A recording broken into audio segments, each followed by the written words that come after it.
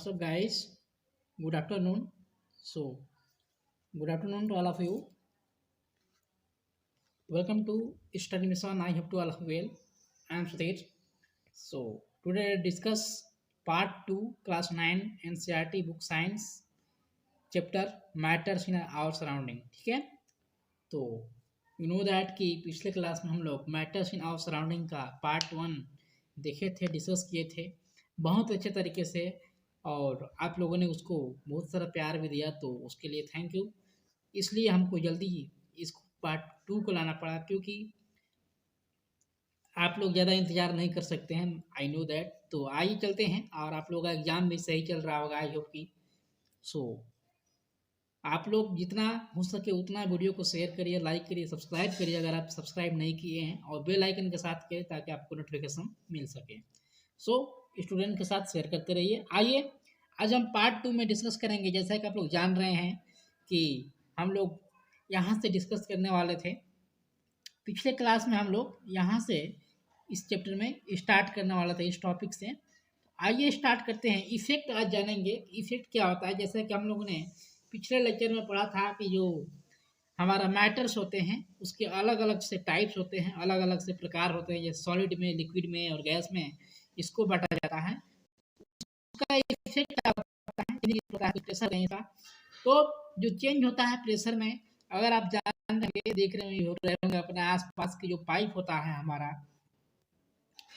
ये जो पाइप है आपका, ये प्लास्टोन सिलेंडर जिसको बोलते हैं, सिलेंडर, इस सिलेंडर में ये जो वाटर पाइप आपका जो नॉर्मली देखने को मिलता है, वो वाटर पाइप में होता क्या है, अगर आप उसमें प्रेशर के साथ अगर पानी आता है, उसको आप एक लगातार दबाते हो, जम्हों में दबाते हो, तो कहीं ना कहीं उसमें प्रेशर पैदा होती है। ठीक है, प्रेशर का वहाँ पे इन्वायरमेंट देखने को मिलता है। तो वही प्रेशर की यहाँ बात कर रहा है। आप फोर्सली किसी भी चीज़ को अगर दबाते हो एरिया के हिसाब से, अगर एरिया कम है और वहाँ पे आपको फोर्स ज़्यादा देखने को मिल रहा है, तो वहाँ पे प्रेशर देखने को मिलता है। ठीक है, तो यही इस इमेज में बताने की कोशिश की जा रही है। आगे अगर बात करें तो यहाँ पर आप लोगों को डिफाइन किया गया है कि लिक्विड और solid and gas, you know that कि स्टेट्स ऑफ मैटर्स होता है लिक्विड, सॉलिड एंड गैस। जब सॉलिड को लिक्विड में या लिक्विड को सॉलिड में कन्वर्ट करते हैं, या लिक्विड को गैस में या गैस को लिक्विड में, या सॉलिड को गैस में या गैस को सॉलिड में जब हम कन्वर्ट करते हैं, तो क्या देखने को मिलता है, इंटरकनेक्शन क्या होता है, इनके बीच इंटरकनेक्शन क्या होता है जब हम स्टेट्स मैटर्स को अकॉर्डिंग टू चेंज करते हैं। तो यहाँ पर आप लोग देख सकते हैं कि फ्यूजन होता है एंड सॉलिडिफिकेशन होता है।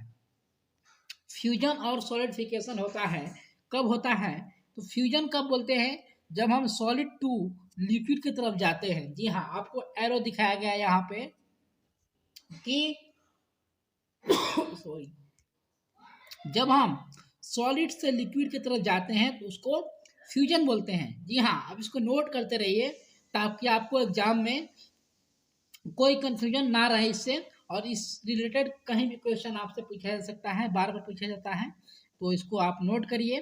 तो फ्यूजन कब बोलते हैं, जब हम सॉलिड से लिक्विड की तरफ जाते हैं। लेकिन वहीं अगर लिक्विड से सॉलिड की तरफ आते हैं तो उसको सॉलिडिफिकेशन बोलते हैं। तो ये आपको ध्यान देना है। जी हाँ, फ्यूजन कब बोलते हैं, जब हम सॉलिड से लिक्विड की तरफ जाते हैं। लेकिन then I come to liquid से liquid from to solid, so it is called the solidification. ठीक है, तो लिक्विड से अगर सॉलिड की तरफ आते हैं तो सॉलिडिफिकेशन, एंड सॉलिड से अगर लिक्विड की तरफ जाते हैं तो उसको फ्यूजन बोलते हैं। यही चीज मैटर होता है। एवोपरेशन किसको बोलते हैं, और एवोपरेशन होता है और कंडेंसेशन होता है। तो एवोपरेशन जब बोलते हैं, एवोपरेशन, तो लिक्विड को जब गैस में कन्वर्ट किया जाता है। यू नो दैट कि जब हम वाटर को देखते हैं, वाटर एवोपरेशन देखते हैं हम नॉर्मल नेचर में, तो वाटर एवोपरेशन में होता क्या है, यही तो होता है। वाटर एवोपरेशन में वाटर एवोपरेशन में जब वाटर हमारा एवोपरेट होता है एयर में, ठीक है, तो वो क्या होता है, वो गैस के फॉर्म में एवोपरेट होता है। तो यही चीज़ यहाँ पे एवोपरेशन वही चीज़ होता है। नॉर्मली आप लोग जानते भी होंगे, इसको याद भी करने का तरीका आसान है कि जब लिक्विड यानी कि जब वाटर एवोपरेट होता है हमारे सनलाइट की वजह से, तो उसको एवोपरेशन बोलते हैं। यानी कि ये डायरेक्टली प्रोपोर्शनल होता है लिक्विड टू गैस, ठीक है, तो ये आपको ध्यान देना है। कंडेंसेशन बस याद करना है आपको। कंडेंसेशन किसको बोलते हैं? जब हम गैस से लिक्विड की तरफ आते हैं तो उसको कंडेंसेशन बोलते हैं। जी हाँ, जब हम गैस से लिक्विड की तरफ आते हैं तो उसको कंडेंसेशन बोलते हैं, और जब हम लिक्विड से गैस की तरफ जाते हैं तो उसको एवोपरेशन बोलते हैं। अगर सॉलिड और गैस की बात करें तो सॉलिड से अगर गैस की तरफ जाते हैं तो सब्लिमिनेशन बोलते हैं। जी हाँ, सॉलिड से अगर गैस की तरफ जाते हैं तो सब्लिमेशन बोलते हैं, एंड गैस टू लिक्विड की तरफ जाते हैं तो डिपोजिशन बोलते हैं। डिपोजिशन बोलते हैं जब गैस से लिक्विड की तरफ जाते हैं, सॉरी गैस से सॉलिड की तरफ जाते हैं, और सॉलिड से जब गैस की तरफ जाते हैं तो उसको सब्लिमेशन बोलते हैं। तो आई होप कि आप लोग समझे होंगे ये चीज़, और ये चीज़ आपको एक्सपेरिमेंट करने पे भी समझ में आएगा कि जब हम वाटर इवोपोरेट होता है तो वो गैस बनता है, तो उसको इवोपोरेशन बोल दिए हम लोग। जब गैस को लिक्विड में जाता है, यानी कि जब हम गैस बन जाता है तो गैस क्या हो जाता है आकाश में, स्काई में गैस हमारे क्लाउड्स के रूप में हो जाते हैं, ठीक है, और क्लाउड्स के होने के रूप में होने के बाद ये रेन में कन्वर्ट हो जाते हैं, और वही रेन क्या कहलाता है? Liquid form. तो और जब रेन लिक्विड फॉर्म में हो जाता है तो उसी को हम लोग कंडेंसेशन बोलते हैं। गैस टू लिक्विड वही होता है, उसी को हम लोग कंडेंसेशन बोलते हैं। तो इस तरह से आप इसमें वेरीफाई कर सकते हैं। आइए आज बात करते हैं आगे, इवापोरेशन ही हमारा टॉपिक है आगे। तो इवापोरेशन क्या होता है? यू नो दैट कि मैं पहले ही बता दिया कि इवापोरेशन कब होता है, जब हमारा वाटर, आप एक वाटर साइकिल पढ़े होंगे क्लास 7 या क्लास 8 में। तो वाटर साइकिल में क्या है कि वाटर साइकिल जब हमारे रेन होती है, बारिश होती है, तो वाटर हमारे पोन्ड्स में और लेक्स में जमा हो जाते हैं।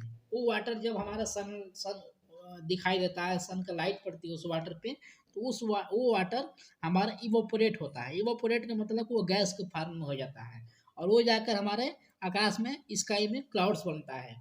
वो क्लाउड्स फिर क्या होता है कि वो क्लाउड्स फिर रेन के, यानी कि फिर वो रेन का रूप ले लेता है, और फिर रेन होती है, और फिर वाटर यहीं आता है, और फिर वाटर फिर इवोपोरेट होता है, और फिर वैसे ही प्रोसेस चलता रहता है, ठीक है। तो इसी प्रोसेस को वाटर साइकिल बोला जाता है, इसी प्रोसेस को वाटर साइकिल बोला जाता है। और इवापोरेशन यहीं से निकल कर आता है कि जब हमारा वाटर इवापोरेट होता है, गैस के फॉर्म में चेंज होता है, तो उसी को इवापोरेशन बोलते हैं। तो you know that the particles of matters are always moving, you know that कि सारे पार्टिकल्स हमेशा मूव करते हैं, और इसी तरह यह मूव करते रहते हैं कि हमारा गैस के फॉर्म में लिक्विड, लिक्विड के फॉर्म में गैस, सॉलिड के फॉर्म में लिक्विड, ऐसा ही आपको ये देखने को मिलता है। तो ये आप इवोपरेशन का नॉर्मल सा लिख सकते हैं कि do you know always need to the heat or change pressure for changing the state of matters, ठीक है। तो इसका एग्जांपल आप देख सकते हैं कि एवरीडे लाइफ में आप देख सकते हैं कि चेंज होता रहता है state, liquid to vapour, evaporation, ठीक है। तो ये टेक प्लेस करता है जब वाटर की हम बात करते हैं। तो यू नो दैट जैसे कि मैंने बताया आपको, तो इवेपोरेशन का एक सीधा सा एग्जांपल आप दे सकते हैं, और ये आप डिफिनेशन लिख सकते हैं कि when water convert into in a gas form during the sunlight and water in the water cycle, so it's called evaporation। आप नॉर्मली से लिख सकते हैं इसको, ठीक है, अपने शब्दों में। सो इवापोरेशन, यू नो दैट कि इवापोरेशन क्या होता है, मैंने बताया आपको।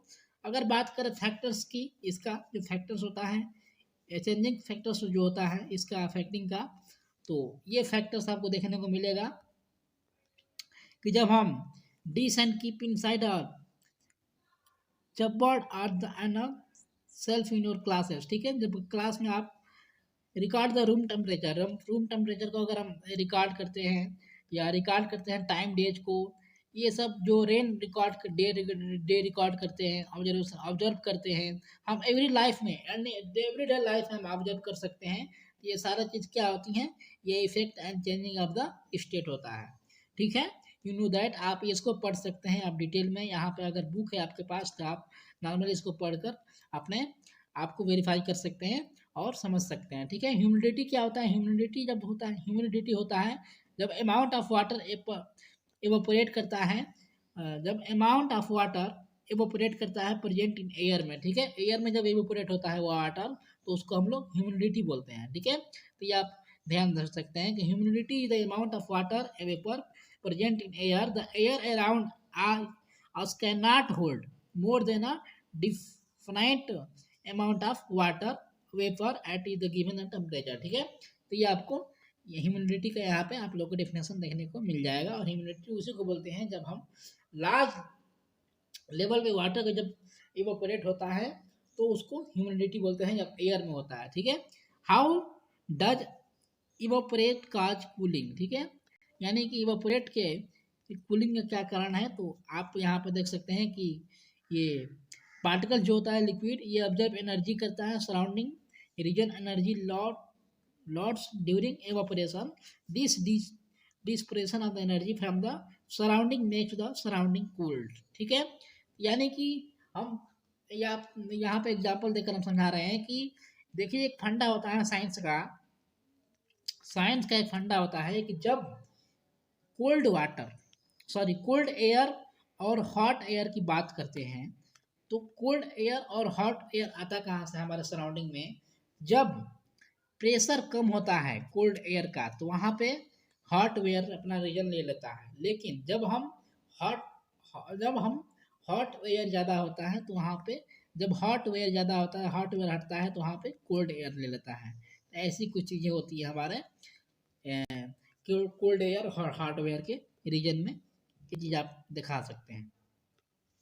Y should we wear cotton clothes is summer. ठीक है, यानी कि हम लोग वेयर कॉटन क्यों पहनते हैं गर्मी में, क्योंकि यू नो दैट कि we prescribe more because of the mechanism of our body which keep us cool. ठीक है, यानी कि बहुत सारे मैकेनिज्म हमारे बॉडी में होता है जो कि हमारे गर्मी होती है जो हमारा वो we know that during the evaporation the particles at the surface are liquid gain energy from the surrounding our body। ठीक है, सरफेस ये चेंज करता है एवोपरेशन में। ठीक है, एवोपरेशन में ये चेंज करता है हमारा सरफेस, जो बॉडी के सरफेस हमारे जो पार्टिकल्स पड़े होते हैं ड्यूरिंग द एवोपरेशन, तो उस एनर्जी को ये चेंज करता है और लिसेंट करता है, हीट एवोपरेट करता है, जो कि कॉटन जो होता है ये कूल करने में सहायता देता है। ये गुड होता है कॉटन, जो कि हमारे जो पार्टिकल्स होते हैं हमारे शरीर पे इवोपरेशन के, उसको कूल करने में यहाँ पे हेल्प देता है बहुत लार्ज तरीके पे, इसलिए हम लोग कॉटन पहनते हैं गर्मी के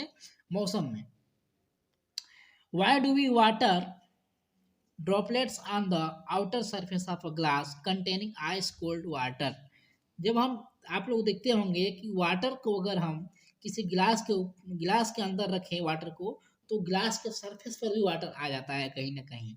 जब हम आइस वाटर को या आइसक्रीम को अगर हम रखते हैं ग्लास में, तो कहीं ना कहीं ग्लास के ऊपर भी वो वाटर आ जाता है। ये किस लिए होता है, तो यहाँ पर आप लोगों को वेरीफाई किया गया है कि जब let us take some ice cold water is a tumbler यानी कि ग्लास में, तो soon we will see that कि water drops on the outer surface of the tumbler or glass, that water vapor present in air on coming in contact with the cold glass of water lose energy and gets converted to liquid C state which at the C as water droplet। ठीक है, यहाँ पे होता क्या है कि जब हम ग्लास में कोल्ड वाटर को रखते हैं तो यह आउटर जो सरफेस होता है, आउटर सरफेस हमारा इवेपोरेट जो होता है, प्रेजेंट इवेपोरेशन एयर में इवेपोरेट होता रहता है। ठीक है, तो ये आप लोग जान लीजिए एयर में जब इवेपोरेट होता है तो वो outer of the surface glass के ऊपर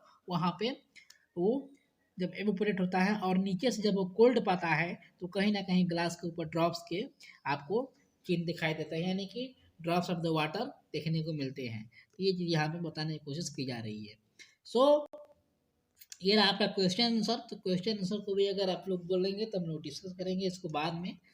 तो यहाँ तक हमारा लेक्चर आज कंप्लीट हुआ और ये चैप्टर आप लोग ऐसे कंप्लीट हो गया है। तो इस तरह से चैप्टर मेरा कंप्लीट हुआ। फर्स्ट चैप्टर जो कि मैटर्स इन आवर सराउंडिंग की बात करता था क्लास 9 का, तो ये वेरी इंपॉर्टेंट है।